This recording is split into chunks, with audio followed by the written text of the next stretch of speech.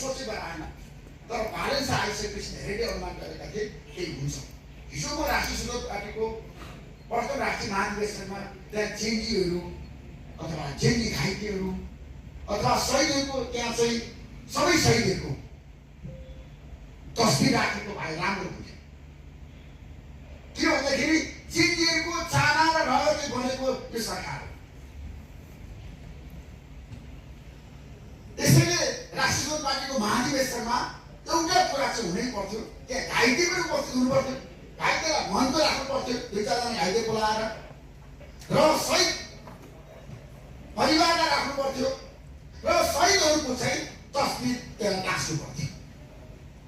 राष्ट्रिय महाधिवेशनमा राष्ट्रिय सुरक्षा पार्टीले अब चितवन घोषणापत्र जारी गर्दाखेरि महाधिवेशन समापन हुँदाखेरि चेन्जीहरूको बारेमा प्रश्नमा बोल्नुपर्छ, घाइतेहरूको बारेमा बोल्नुपर्छ र शहीद परिवारलाई तुरुन्त रोजगारी दिनुपर्छ। तुरुन्तै। किन भन्दाखेरि शहीद परिवार अझै पनि विचलित छन्, समस्यामा छन्, कतिपयले रोजगारी पाएकै छैन। त्यतिर ध्यान दिनुपर्छ। यादवजी भनेको नेतृत्वकर्तामा यो भएको भूमिकालाई म अहिले पनि सानोबाट अभिनन्दन गर्न चाहन्छु। जस्तो हामीले भन्नुभयो, म आफूलाई चेन्जी घाइते भनेर चिनाउन चाहने नागरिक भएर देश परिवर्तन गर्न चाहन्छु भन्नुभयो। त्यो महानता हो। तपाईँलाई म सानो गर्न चाहन्छु। Thank you so much.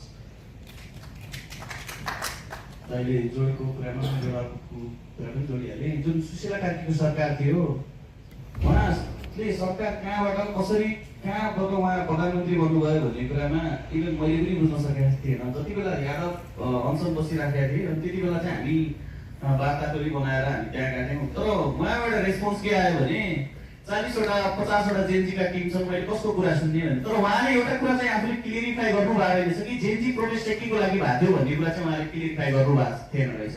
किनभने